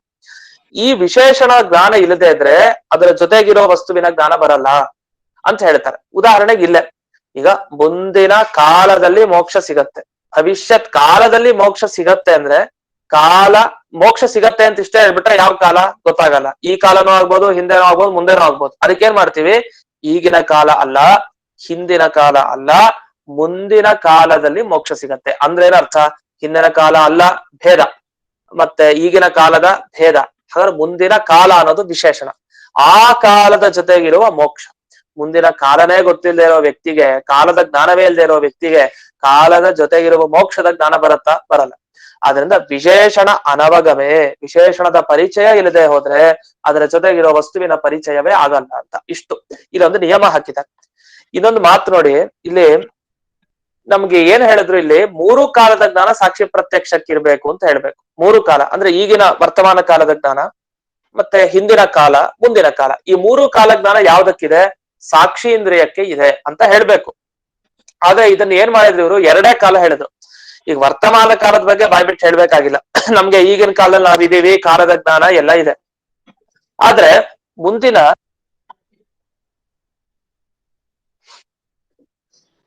ಈಗಿನ ಕಾಲದ ಜ್ಞಾನ ನಮ್ಗೆ ಇದೆ, ನಮ್ಗೆ ಗೊತ್ತಾಗುತ್ತೆ. ಅಂದ್ರೆ ಮುಂದಿನ ಕಾಲ ಜ್ಞಾನ ಹೇಗ್ ಬರುತ್ತೆ? ಅದಕ್ಕೆ ಸಾಕ್ಷಿ ಇದ್ರಿಂದ ಗೊತ್ತಾಗತ್ತೆ. ಯಾಕಂದ್ರೆ ಮುಂದಿನ ಕಾಲದಲ್ಲಿ ಮೋಕ್ಷ ಸಿಗಬೇಕು ಅಂದ್ರೆ ಮುಂದಿನ ಕಾಲದ ಜ್ಞಾನ ಇರ್ಬೇಕು ಅಂತ. ಇದು ಮುಂದಿನ ಕಾಲದ ಜ್ಞಾನ ಆಯ್ತು. ಭವಿಷ್ಯತ್ ಕಾಲ ತಿಳ್ಕೊಳ್ತೀವಿ, ಅದ್ರ ಜ್ಞಾನ ಇದ್ದೇ ಇರುತ್ತೆ. ಈಗಿನ ಕಾಲ ಜ್ಞಾನ ಇರುತ್ತೆ ನಿಜ. ಹಿಂದಿನ ಕಾಲದ ಜ್ಞಾನ ಹೇಗ್ ಬರುತ್ತೆ ಅದನ್ನ ಹೇಳಿಲ್ವಲ್ಲ ಇಲ್ಲಿ. ಅಂತಂದ್ರೆ ಅದಕ್ಕೊಂದ್ ಮಾತನ್ನ ಹೇಳ್ತಾರೆ, ಬಹಳ ಚೆನ್ನಾಗಿ ಹೇಳ್ತಾರೆ. ಅತ್ರ ಇದು ಈ ಸುಧಾಮದಲ್ಲಿ ಕೊನೆಯಿಂದ ಬರ್ತಾ ಇದೀನಿ, ಅದು ಮಧ್ಯಕ್ಕೆ ಒಂದ್ ಸ್ವಲ್ಪ ವಿವರಣೆ ಬೇರೆ ಬರುತ್ತೆ, ವ್ಯಾಕರಣ ವಿಚಾರ ಆದ್ರಿಂದ ಸ್ವಲ್ಪ ಅದನ್ನ ಬಿಟ್ಟು ಮುಂದಕ್ಕೆ ಬಂದಿದ್ದೀನಿ, ಅದ್ ಹೇಳಿ ಮತ್ತೆ ಅದಕ್ಕೆ ಬರ್ತೀನಿ. ಅತ್ರ ಕೊನೆಯಿಂದ 4ನೇ ಲೈನು, ಅತ್ರ ಅತೀತಸ್ಯ ಕಂಠತಃ ಅಸಂಕೀರ್ತನಂ ಕೈಶ್ಚಿತ್ ಅತೀತ ಮೋಕ್ಷಸ್ಯ ಅನಂಗೀಕೃತತ್ವಾತ್ ಅಂತ ಒಂದು ಮಾತು ಬಂತು. ಈ ಅತೀತ ಮೋಕ್ಷ ಅಂತ ಕೆಲವರು ಒಪ್ಕೊಂಡಿದ್ದಾರೆ, ಕೆಲವರು ಒಪ್ಪಿಲ್ಲ. ಆ ತರ ಎರಡೂ ಮತ ಇದೆ. ಅತೀತ ಮೋಕ್ಷ ಅಂದ್ರೆ ಈಗಾಗ್ಲೇ ಮೋಕ್ಷ ಪಡೆದವ್ರು ಅತೀತ ಮೋಕ್ಷವನ್ನ ಪಡಿತೀವಿ. ಈ ಹಿಂದಕ್ಕೆ ಮೋಕ್ಷ ಇತ್ತು, ಅದ್ ನಾವು ಪಡೆದಿಲ್ಲ, ಈಗ ಪಡಿತೀವಿ ಅಂತ. ಮುಂದೆ ಮೋಕ್ಷ ಅಲ್ಲ, ಅತೀತ ಮೋಕ್ಷ, ಹಿಂದಿನ ಕಾಲದ ಮೋಕ್ಷ ಅಂತ ಕೆಲವರು ಒಪ್ಪಿದಾರಂತೆ. ಅದು ನಮಗ್ ಗೊತ್ತಿದೆ. ಈ ಅತೀತ ಮೋಕ್ಷ ಅನ್ನೋದು ಹೇಗ್ ಸಾಧ್ಯ? ಅದ್ ಏನ್ ಹೇಳ್ಬೇಕು ನೀವು, ಕೆಲವರೆಲ್ಲ ಈಗಾಗ್ಲೇ ಮೋಕ್ಷ ಪಡ್ಕೊಂಡಿದ್ದಾರೆ ಅಂತ ಹೇಳ್ಬೇಕಷ್ಟೇ. ನೀವು ಪಡಿಲಿಕ್ಕಾಗಲ್ಲ ಆ ಮೋಕ್ಷನ, ನೀವು ಪಡಿಬೇಕು ಮುಂದೆನೆ ಪಡಿಬೇಕಲ್ಲ. ಈಗ ಹಿಂದಿನ ಕಾಲದಲ್ಲಿ ನಾವು ಮೋಕ್ಷ ಪಡೆದ್ರೆ ನಾವು ಹಿಂದಿನ ಕಾಲಕ್ಕೆ ಹೋಗ್ಬೇಕಾಗತ್ತೆ, ಅದ್ ಹೆಂಗ್ ಸಾಧ್ಯ? ಈಗ ಸದ್ಯಕ್ಕೆ ಬಂದಿದೀವಿ ಅಂದ್ರೆ ಮುಂದಿನ ಕಾಲಕ್ಕೆ ಹೋಗ್ತಾ ಇರ್ತೀವಿ ಅಂತ ಅರ್ಥ. ಮುಂದೆ ಪ್ರವಾಹ ನಡೀತಾ ಇರುತ್ತೆ, ಮುಂದೆ ಆಯುಷ್ಯ ದಿನ ಕಳೀತಾ ಹೋಗುತ್ತೆ. ಇದು ನಮಗ್ ಗೊತ್ತಿರುವಂತದ್ದು. ಅದೇ ಕೆಲವರು ಅತೀತ ಮೋಕ್ಷವನ್ನ ಕೆಲವರು ಒಪ್ಪಿಲ್ಲ. ಅಂದ್ರೆ ಹಿಂದಕ್ಕೆ ಮೋಕ್ಷ ಸಿಕ್ಕಿತ್ತು, ಈ ತರ ಎಲ್ಲ ವಿಷಯ ಒಪ್ಪಲ್ವಂತೆ. ಈ ಮುಂದೆನೆ ಮೋಕ್ಷ, ಯಾವತ್ತು ಆಗೋ ಮೋಕ್ಷ ಮುಂದಕ್ಕೆ ಅಂತ ಹೀಗೊಂದು ವಿಷಯ ಹೇಳ್ತಾರೆ. ಅದು ಆ ಮತ ಸರಿ ಇಲ್ಲ. ಆ ಮತ ಯಾಕೆ ಹೀಗೆ ಹೇಳ್ತಾರೆ ಅವರೇ ಹೇಳ್ಬೇಕು, ವಿವರಣೆ ಮಾಡ್ಬೇಕಷ್ಟೇ. ಕೈಶ್ಚಿತ್ ಅತೀತ ಮೋಕ್ಷಸ್ಯ ಅನಂಗೀಕೃತತ್ವ, ಕೆಲವರು ಈ ಅತೀತ ಮೋಕ್ಷ ಅಂತ ಒಪ್ಪಿಲ್ಲ. ಅವ್ರಿಗೋಸ್ಕರ ಆಚಾರ್ಯ ಏನ್ ಮಾಡಿದ್ರು, ಈ ಹಿಂದಿನ ಕಾಲದ ಜ್ಞಾನ ಆಮೇಲೆ ನೋಡ್ಕೊಂಡ ವಿಚಾರ. ಈಗ ಮುಂದಿನ ಕಾಲದಲ್ಲಿ ಮೋಕ್ಷ ಸಿಗತ್ತೆ ಅಂತ ಏನಿದೆಯಲ್ಲ, ಆ ಮುಂದಿನ ಕಾಲದ ಜ್ಞಾನ ತಂದು ಕೊಟ್ರೆ ಸಾಕು. ಭವಿಷ್ಯತ್ ಕಾಲದ ಜ್ಞಾನ ಇದ್ದವನಿಗೆ ಪೂರ್ವ ಕಾಲದ ಜ್ಞಾನ ಇರಲ್ವಾ, ಹಿಂದಿನ ಕಾಲದ ಜ್ಞಾನ, ಭೂತ ಕಾಲದ ಜ್ಞಾನ ಇದ್ದೇ ಇರುತ್ತೆ ಅಂತ. ಈ ಅಭಿಪ್ರಾಯದಿಂದ ಕಂಠತಃ ಅಸಂಕೀರ್ತನ, ಬಾಯ್ ಬಿಟ್ಟು ಆಚಾರ್ಯ ಹೇಳಲಿಲ್ಲ ಅಂತ. ನಾವೆಲ್ಲ ಸಂಸ್ಕೃತದಲ್ಲಿ ಬಾಯ್ ಬಿಟ್ಟು ಹೇಳೋ, ಮನಸ್ಸಲ್ಲಿ ಇಟ್ಕೊಳ್ಬೇಡ ಅಂತೆಲ್ಲ ಹೇಳ್ತಾ ಇರ್ತೀವಿ. ಬಾಯ್ ಬಿಟ್ಟು ಹೇಳೋದು ಅನ್ನೋದಕ್ಕೆ ಸಂಸ್ಕೃತದಲ್ಲಿ ಕಂಠತಃ ಸಂಕೀರ್ತನ ಅಂದ್ರೆ ಬಾಯ್ ಬಿಟ್ಟು ಹೇಳೋದು ಅಂತ ಅರ್ಥ. ಮೌನವಾಗಿ ಹೇಳ್ತಾ ಇದ್ದಾನೆ ಅಂದ್ರೆ ಕಂಠತಃ ಅಸಂಕೀರ್ತನ, ಬಾಯ್ ಬಿಟ್ಟು ಹೇಳ್ತಾ ಇಲ್ಲ ಅಂತ ಆ ಶಬ್ದಗಳನ್ನ ಬಳಸ್ತೀವಿ. ಇದಾದ್ಮೇಲೆ ಮೇಲಕ್ಕೆ ಹೋಗೋಣ. ಅಲ್ಲಿ ವರ್ತಮಾನ ಮಾತ್ರ ಗೋಚರಂ, ಅಲ್ಲಿ ಏನ್ ಮಾಡಿದರೆ ಮೂಲದಲ್ಲಿ ಅನುವ್ಯಾಖ್ಯಾನ ಶ್ಲೋಕದಲ್ಲಿ ತತ್ ಚೇತ್ ನ ಉತ್ತರ ಗೋಚರಂ ಅಂತ ಹಾಕಿದ್ದಾರೆ. ಉತ್ತರ ಗೋಚರ ಅಂದ್ರೆ ಮುಂದಿನ ಕಾಲ ಜ್ಞಾನ ಬರೋದಿಲ್ಲ, ಕೇವಲ ವರ್ತಮಾನ ಈಗಿನ ಕಾಲವನ್ನ ಮಾತ್ರ ನಮಗೆ ತಿಳಿಸಿಕೊಡುತ್ತೆ. ಯಾವುದು ಅಂದ್ರೆ ಸಾಕ್ಷಿ ಅಂತ ಹೇಳ್ತೀವಿ ಅಂದ್ರೆ ಹಾಗಲ್ವಂತೆ. ಅದಕ್ಕೊಂದು ಮಾತನ್ನ ಹೇಳ್ತಾರೆ, ಹಿಂದಿನ ಕಾಲದ ಜ್ಞಾನವನ್ನು ಸಾಕ್ಷಿ ತಂದು ಕೊಡುತ್ತೆ, ಈಗಿನ ಕಾಲ, ಮುಂದಿನ ಕಾಲ, ಒಟ್ಟು ಮೂರು ಕಾಲದ ಜ್ಞಾನ ಸಾಕ್ಷಿಯಿಂದ ಬರುತ್ತೆ. ಈ ಕೆಲವರಲ್ಲಿ ಏನಂದ್ರೆ ವಿವಾದ ಇದೆ ಕಾಲದ ಬಗ್ಗೆ. ಏನ್ ವಿವಾದ ಅಂದ್ರೆ ಚರ್ಚೆ ಮಾಡೋದು, ಕಾಲ ಒಂದೇ ಒಂದಂತೆ, ಅಲ್ಲಿ ಕಾಲದಲ್ಲಿ ವಿಭಾಗ ಅಂತೆಲ್ಲ ಸಹಜವಾಗಿಲ್ಲ. ಈಗ ಮನುಷ್ಯರಂದ್ರೆ ಎಲ್ರೂ ಮನುಷ್ಯರೇ, ವಿಭಾಗ ಇಲ್ವಾ ಅಂದ್ರೆ ನಿಜ ವಿಭಾಗ ಇದೆ. ಈಗ ಮನುಷ್ಯತ್ವ ತಗೊಂಡ್ರೆ ಎಲ್ಲಾ ಮನುಷ್ಯರಲ್ಲೂ ಇದೆ, ಎಲ್ಲ ಒಂದೇ ತಾನೆ ಮನುಷ್ಯ, ಅಷ್ಟೇ ಮನುಷ್ಯರು. ಆದ್ರೆ ಎಲ್ರಿಗೂ ಎರಡು ಕಾಲು ಎರಡು ಕೈ ಹೀಗೆ ಇರುತ್ತೆ. ಕೆಲವೆಲ್ಲ ಅಪವಾದ, ಕೆಲವು ಅಂಗವಿಕಲರು, ಅದು ಅಪವಾದ. ಅಂತೂ ಸಾಮಾನ್ಯತಃ ಏನಂದ್ರೆ ಮನುಷ್ಯರೆಲ್ಲರೂ ಅಂದ್ರೆ ಅವ್ರು ಒಂದೇ ತರ ಲಕ್ಷಣ, ಮನುಷ್ಯತ್ವ ಅಂತೂ ಇರುತ್ತೆ. ಅಂಗವಿಕಲರಾದ್ರಲ್ಲೂ ಮನುಷ್ಯತ್ವ ಅಂತೂ ಇದ್ದೇ ಇರುತ್ತೆ. ಇಲ್ಲಿ ಏನಾಗುತ್ತೆ ಇಲ್ಲಿ ವಿಷಯ ಚರ್ಚೆ ಅಂದ್ರೆ, ಮನುಷ್ಯರಲ್ಲಿ ವಿಭಾಗ ಮಾಡ್ತೀವೋ ಇಲ್ವೋ, ಅವನು ಬ್ರಾಹ್ಮಣ, ಕ್ಷತ್ರಿಯ ಈ ತರ ಎಲ್ಲ ವಿಭಾಗ ಮಾಡ್ತೀವಿ. ಮತ್ತೆ ಬ್ರಹ್ಮಚಾರಿ, ವಾನಪ್ರಸ್ಥ, ಸನ್ಯಾಸಿಗಳು ಹೀಗೆಲ್ಲ ವಿಭಾಗ ಮಾಡ್ತಾ ಹೋಗ್ತೀವಿ. ಹಾಗಾದ್ರೆ ಮನುಷ್ಯ ನಾವು ಒಂದ್ ರೀತಿ ಅಖಂಡ ಒಂದೇ ರೀತಿ ಅಂತ ಅನ್ಸುತ್ತೆ, ಆದ್ರೆ ವಿಭಾಗಗಳು ಸಿಕ್ಕಾಬಟ್ಟೆ ಇದೆ ಅದರಲ್ಲಿ. ಅದೇ ತರ ಕಾಲ ಒಂದೇ ಅಂತ ಒಪ್ಪಿದ್ದಾರೆ. ಕಾಲ ಒಂದೇ ಅಂತೆ. ಕಾಲ ಒಂದೇ ಆದ್ರೆ ನಾವು ಈಗ ಈಗಿನ ಕಾಲ, ಮುಂದಿನ ಕಾಲ, ಹಿಂದಿನ ಕಾಲ ಇದೆಲ್ಲ ಹೇಗೆ ಕರೆಯೋದು? ಹೇಗೆ ಕಾಲ ಒಂದೇ ಆದ್ರೆ? ಅಂದ್ರೆ ಸ್ವಾಭಾವಿಕವಾಗಿ ನಿಜವಾಗಿ ಕಾಲ ಒಂದೇ ಅಂತೆ. ಏನಾಗತ್ತೆ ಅಂದ್ರೆ ಕೆಲವು ಉಪಾಧಿಗಳು ಅಂತ ಕರೀತಾರೆ. ಕೆಲವು ಕಾರಣದಿಂದ ಏನಾಗ್ಬಿಡುತ್ತೆ ಅದನ್ನ ಬಿಡಿಸಿ ಬಿಡಿಸಿ ಹೇಳ್ತೀವಿ. ಇದು ಹಿಂದಿನ ಕಾಲ, ಇದು ಮುಂದಿನ ಕಾಲ, ಈಗಿನ ಕಾಲ. ಈಗ ರಾಮಚಂದ್ರನ ಕಾಲದಲ್ಲಿ ನಾವೆಲ್ಲ ಇರ್ಲಿಲ್ಲ ಅಂತ ಹೇಳ್ತೀವಿ, ರಾಮನ ಕಾಲದಲ್ಲಿ, ಕೃಷ್ಣನ ಕಾಲದಲ್ಲಿ ನಾವಿಲ್ಲ ಅಂತ. ಈ ರಾಮಕೃಷ್ಣ ಎಲ್ಲ ಏನಾಗ್ತಾರೆ ಅಂದ್ರೆ ಆ ಹಿಂದಿನ ಕಾಲ ತಗೊಳ್ಳಿಕ್ಕೋಸ್ಕರ ಅವರು ನಮ್ಗೆ ಕಾರಣ ಆಗ್ತಾರೆ. ರಾಮನ ಕಾಲ ಅಂದ್ರೆ ಓ ಹಿಂದಿನ ಕಾಲ ಅಂತ, ಕೃಷ್ಣನ ಕಾಲ ಅಂದ್ರೆ ಓ ಹಿಂದಿನ ಕಾಲ ಅಂತ, ಈ ಅರ್ಥವನ್ನ ಕೊಡ್ಲಿಕ್ಕೆ ಕೆಲವು ಶಬ್ದ ಸೇರಿಸ್ತಾರೆ, ಉಪಾಧಿ ಅಂತ ಹೇಳ್ತೀವಿ. ಇನ್ನು ನಿಮ್ಗೆ ಸ್ಪಷ್ಟವಾಗಿ ಹೇಳ್ಬೇಕು ಅಂದ್ರೆ ಆಕಾಶದ ಬಗ್ಗೆ ಬರೋಣ. ಆಕಾಶ ಎಷ್ಟಿದೆ ಅಂತ ಯಾರಾದ್ರೂ ಪ್ರಶ್ನೆ ಕೇಳಿದ್ರೆ ನೀವೇನ್ ಹೇಳ್ತೀರಿ? ಆಕಾಶ ಇರೋದು ಒಂದೇ. ಸ್ವಲ್ಪ ವೇದಾಂತ ಗೊತ್ತಿದ್ರೆ ಇಲ್ಲ ಆಕಾಶ ಒಂದಲ್ಲ, ಎರಡು ಆಕಾಶ ಇದೆ. ಒಂದು ಅವ್ಯಾಕೃತ ಆಕಾಶ, ಒಂದು ಭೂತಾಕಾಶ. ನಾವೀಗ ನೋಡ್ತಾ ಇರೋದು ಭೂತಾಕಾಶ. ಅಲ್ಲಿ ಮೇಲೆ ಲಕ್ಷ್ಮೀದೇವಿ ಅಭಿಮಾನಿನಿ ಆಗಿದಾಳಲ್ಲ ಅವಳು, ಅಂತಹ ಆಕಾಶ ಇದೆಯಲ್ಲ ಅದು ಅವ್ಯಾಕೃತ ಆಕಾಶ. ಇದೆಲ್ಲ ನಾವು ಹೇಳ್ತೀವಿ. ಅಂತೂ ಆಕಾಶ ಎಷ್ಟು? ಭೂತಾಕಾಶ ಈ ಕಣ್ಣಕ್ಕ ಒಂದ್ ಆಕಾಶ ಅಂತ ಹೇಳ್ತೀವಿ. ಒಂದ್ ಆಕಾಶನ ಇಲ್ಲ, ಸಾವಿರಾರು ಆಕಾಶ ಇದೆ ಅಂತ ಹೇಳ್ತಾರ. ಹೇಗ್ ಸಾವಿರಾರು ಆಕಾಶ ಆಯ್ತು? ಅದು ಸಹಜವಾದ ಆಕಾಶ ಇದ್ದದ್ದು ಒಂದೇ. ಆದ್ರೆ ಈಗ ಪುಸ್ತಕ ಇಟ್ಟಿವಪ್ಪ ನಮ್ ಟೇಬಲ್ ಮೇಲೆ, ಇದನ್ನೇನಂತ ಕರಿತೀವಿ? ಪುಸ್ತಕ ಆಕಾಶ ಕರಿತೀವಿ. ಮತ್ತೆ ಇನ್ನೊಂದ್ ಯಾವ್ದೋ ಮಡಿಕೆ ಇಟ್ವಿ, ಘಟ ಇಟ್ವಿ ಒಂದ್ ಕಡೆ, ಅದನ್ನೇನಂತ ಕರಿತೀವಿ? ಘಟದ ಆಕಾಶ ಅಂತ ಕರಿತೀವಿ. ಇದೊಂದು ಮಠಾಕಾಶ ಅಂತಾನು ಶಾಸ್ತ್ರದಲ್ಲಿ ಹೇಳ್ತಾರೆ. ಮಠ ಅಂದ್ರೆ ನಮ್ಮ ಮಠನೇ, ವ್ಯಾಸರಾಜ ಮಠ, ಹೀಗೆ ಮಠನೇ. ಆ ಮಠ ಅಂದ್ರೆ ಛಾತ್ರಾವಾಸ ಅಂತ ಹೇಳ್ತೀವಲ್ಲ, ಎಲ್ಲಿ ವಿದ್ಯಾರ್ಥಿಗಳು ವಾಸ ಮಾಡ್ಕೊಂಡಿರ್ತಾರೋ ಅದನ್ನ ಮಠ. ಆ ಮಠ ಆಕಾಶ, ಮಠ ಇರೋ ಪ್ರದೇಶಕ್ಕೆ ಮಠಾಕಾಶ. ಹೀಗೆ ಒಂದೇ ಆಕಾಶ ಆದ್ರೂ ಕೂಡ ಈ ಮಠ, ಈ ಪುಸ್ತಕ, ಈ ಘಟ, ಪಟ, ಬಟ್ಟೆ ಎಲ್ಲ ಇದೆಯಲ್ಲ, ಈ ವಸ್ತುಗಳೆಲ್ಲ ಬೇರೆ ಬೇರೆ. ಈ ವಸ್ತುಗಳು ಯಾವಾಗ ಬೇರೆ ಬೇರೆ ಆಗುತ್ತೋ ಆ ವಸ್ತುಗಳಿರುವ ಆಕಾಶವು ಬೇರೆ ಬೇರೆ ಅಂತ ನಾವು ವ್ಯವಹಾರ ಮಾಡ್ತೀವಿ. ಆಗ ಎಷ್ಟು ಆಕಾಶ ಆಯ್ತು? ಎಷ್ಟೆಷ್ಟು ಜಗತ್ನಲ್ಲಿ ವಸ್ತುಗಳಿದೆಯೋ ಆ ವಸ್ತುಗಳಿರೋ ಪ್ರದೇಶಕ್ಕೆಲ್ಲ ಒಂದೊಂದು ಆ ಹೆಸರನ್ನ ಇಟ್ಕೊಂಡು ಘಟಾಕಾಶ, ಮಠಾಕಾಶ ಅಂತೆಲ್ಲ ಹೇಳ್ತೀವಿ. ಈಗ ಗಾಂಧಿ ಕಾಲ ಅಂತ ಹೇಳ್ತೀವಿ, ಅಥವಾ ಇನ್ನೊಬ್ಬ ನೆಹರು ಕಾಲ ಅಂತ ಲೌಕಿಕವಾಗಿ ಹೇಳ್ತಾ ಇರ್ತೀವಿ. ಅವನ ಕಾಲದಲ್ಲಿ, ಇವನ್ ಕಾಲದಲ್ಲಿ ಅಂತೆಲ್ಲ ಹೇಳ್ತೀವಲ್ಲ, ಅದೆಲ್ಲ ಏನು?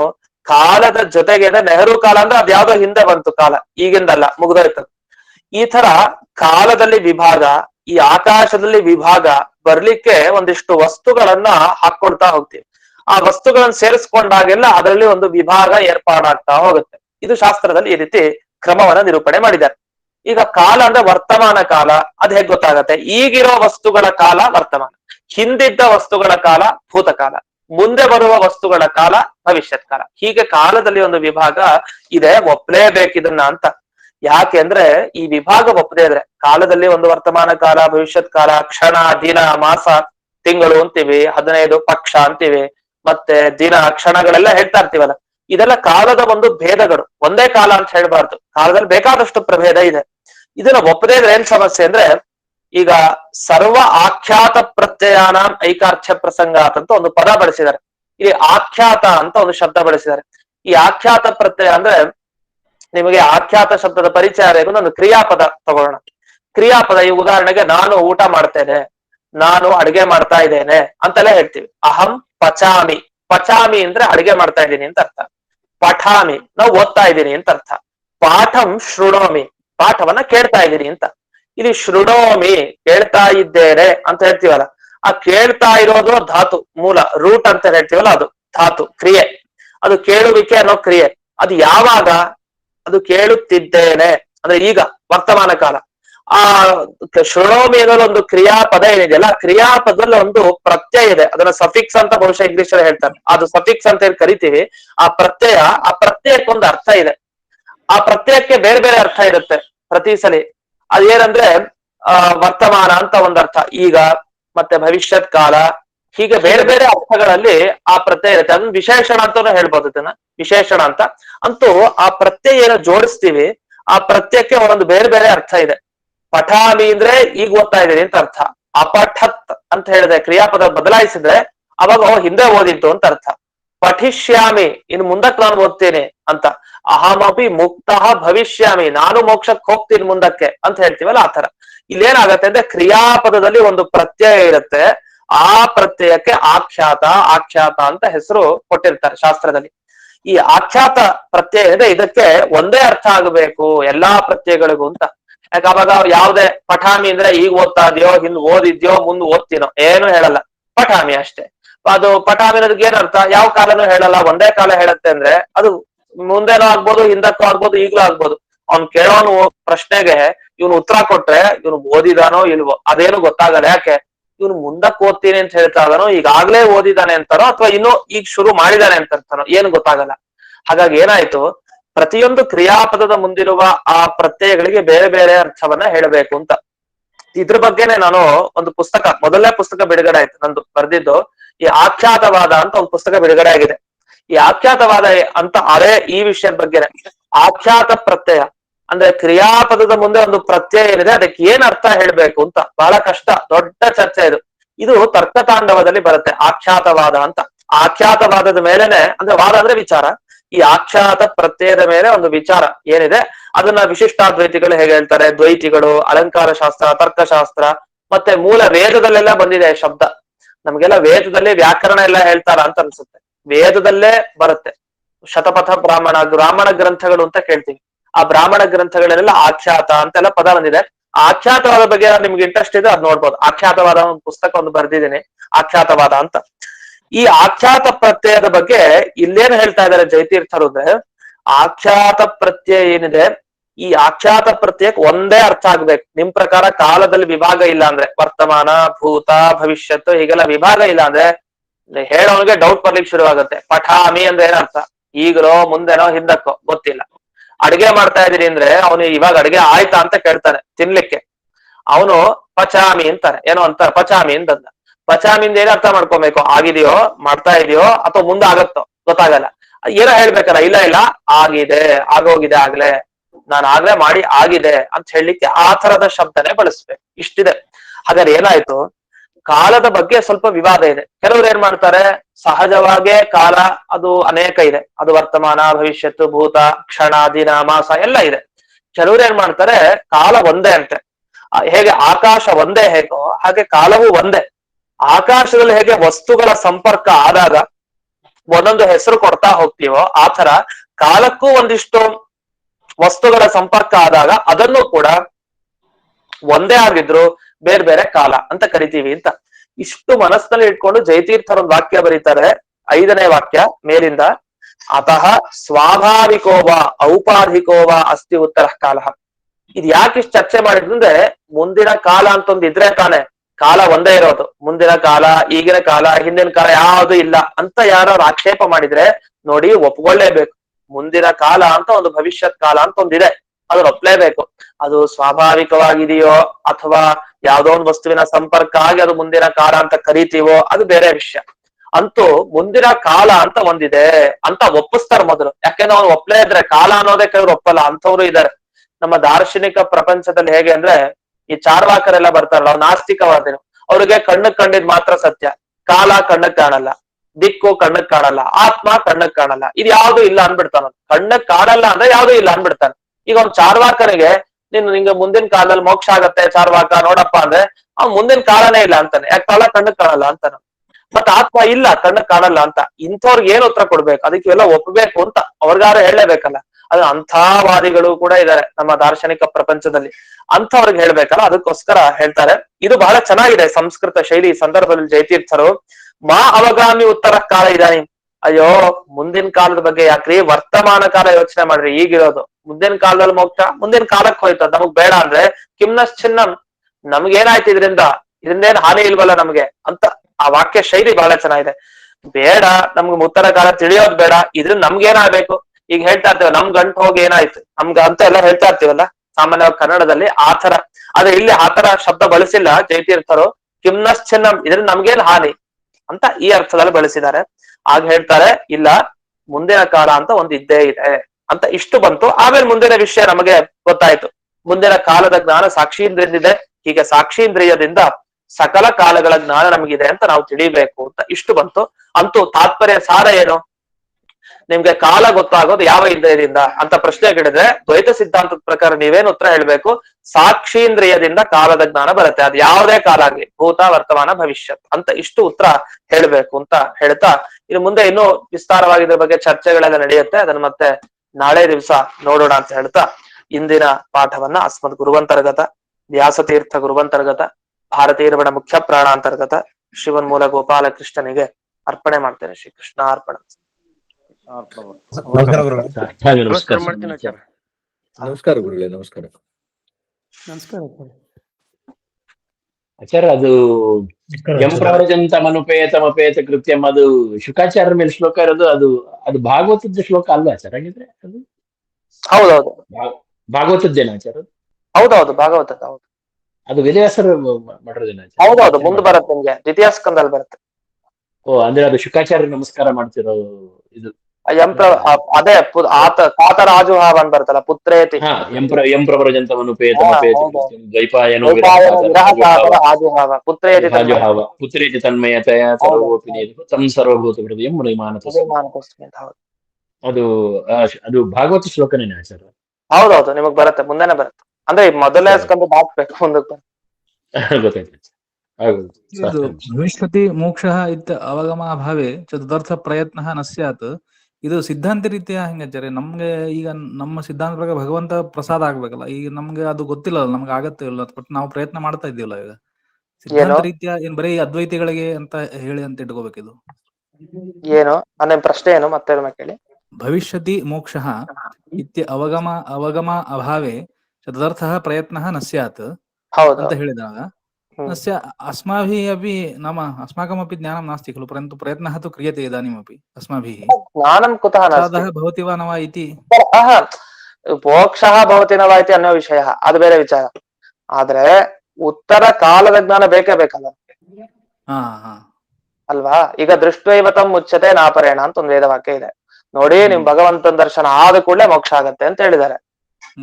ಅಲ್ಲೆಲ್ಲ ಹಾಗೆ ಉತ್ತರ ಕಾಲದ ಜ್ಞಾನ ಇಲ್ಲ ಅಂತ ಯಾರು ಹೇಳಲ್ಲ, ಅದಿದ್ದೇ ಇದೆ. ಅಂದ್ರೆ ಕಾಲ ವಿವಕ್ಷೆ ಇಟ್ಟುಕೊಂಡೆ ಈ ಅರ್ಥ ಮಾಡ್ಕೋ. ಹೌದು, ಕಾಲದ ಜ್ಞಾನ ಬೇಕೇ ಬೇಕಲ್ಲ, ಇದ್ದೇ. ಆಯ್ತು, ನಮಸ್ಕಾರ. ಅಂದ್ರೆ ಆಚಾರ್ಯ, ಇಲ್ಲಿ ವಿಶೇಷಾಕಾರದಿಂದ ಭವಿಷ್ಯತಿ ಜ್ಞಾನ ಇರೋದಿಲ್ಲ, ಸಾಮಾನ್ಯ ಆಕಾರದಿಂದ ಇರುತ್ತೆ. ಹಾ, ಹೌದು. ವಿಶೇಷಾಕಾರದ ಉತ್ತರ ಅಂದ್ರೆ ಉತ್ತರ ಕಾಲತ್ವೇನ ರೂಪೇಣ, ವಿಶೇಷ ರೂಪೇಣ ಇವ ಹೇಳ್ಬೇಕು, ಸಾಮಾನ್ಯ ರೂಪೇಣ ಅಲ್ಲ. ಇಲ್ಲಾಂದ್ರೆ ಸಾಮಾನ್ಯ ರೂಪೇಣ ಅಂದ್ರೆ ಬರೀ ಕಾಲದ ಜ್ಞಾನ ಇದೆ ಅಂತ ಆಗತ್ತೆ. ಉತ್ತರ ಕಾಲತ್ವೇನೇ ಹೇಳ್ಬೇಕು. ಸರಿ ಸರಿ ಆಚಾರ್ಯರೇ, ಈಗ ಯಾವುದೇ ತಗೊಂಡ್ರು ಸಹಿತ ಹಿಂದಿನ ಪ್ರಳಯದ್ದು ಏನಿದೆಯೋ ಅದರದ್ದು ಮುಂದೆ ಕಾಲ ಯಾವುದು, ಅದರಿಂದ ಅನಂತ ಕಾಲ ಅನ್ನೋದು ಅನಂತ ಆಗತ್ತಲ್ಲ. ಹಾಗಾದ್ರೆ ಅದು ಅನವಸ್ಥ ಅಥವಾ ಆಗಲ್ವ ಅದು? ಇಲ್ಲ, ಅನವಸ್ಥ ಅಂತ ಆಗಲ್ಲ. ಈಗ ಅನವಸ್ಥ ಎಲ್ಲಾ ಕಡೆ ದೋಷ ಅಲ್ಲ. ಈಗ ಬೀಜದಿಂದ ಅಂಕುರ ಹುಟ್ಟತ್ತೆ, ಮತ್ತೆ ಬೆಳಿತಾ ಹೋಗುತ್ತೆ, ಬೀಜದಿಂದ ಅಂಕುರ ಅಂತ ಹೇಳ್ತಾ ಹೋಗ್ತೀವಲ್ಲ. ಈಗ ನಮ್ಮ ಶರೀರ ಬರುತ್ತೆ, ಶರೀರಕ್ಕೆ ಪ್ರಾರಬ್ಧ ಕರ್ಮ ಕಾರಣ, ಅದಕ್ಕೆ ಇನ್ನೊಂದು ಶರೀರ, ಹೀಗೆ ಹೇಳ್ತಾ ಹೋಗ್ತೀವಿ. ಅನವಸ್ಥ ಏನ್ ದೋಷ ಅಲ್ಲ ಎಲ್ಲಿ ಪ್ರಾಮಾಣಿಕ ವಿಷಯದಲ್ಲಿ. ಈಗ ಹಾಗಾದ್ರೆ ಈ ಕಾಲ ಅಂದ್ರೆ ಪ್ರಳಯದ್ದೇ ಒಂದು ನಾವು ತಗೋಬೇಕು ಅದನ್ನ ಪ್ರಾರಂಭ ಅಂತ. ಹಿಂದಿನ ಕಾಲದ ಪ್ರಳಯರು ಈಗ ವರ್ತಮಾನದ್ದೇನಿದೆ ಅದು ಈ ಬ್ರಹ್ಮಕಲ್ಪ ಅಂದ್ರೆ ಹಿಂದಿನ ಪ್ರಳಯದ್ದು ಏನಿದೆಯೋ ಅದನ್ನ ತಗೋಬಹುದು ಅಷ್ಟೇನಾ ಆಚಾರ್ಯ? ಅದೇ ಅದು ಏನ್ ಬೇಕಾದ್ರೆ ತಗೊಳ್ಳಿ. ಈಗ ಇಲ್ಲಿ ಏನ್ ಚರ್ಚೆ ಬರ್ತಾ ಇದೆ ಅಂದ್ರೆ, ಈಗ ಪ್ರಳಯ ಅಂದ್ರೆ ಒಂದ್ ಕಾಲ ಅಂತಾನೆ ತಗೊಳ್ಳಿ. ಈಗ ಕಾಲಜ್ಞಾನ ಯಾವ್ದ್ರಿಂದ ಬರುತ್ತೆ ಅಂತ ಈಗ ಸದ್ಯ ಚರ್ಚೆ.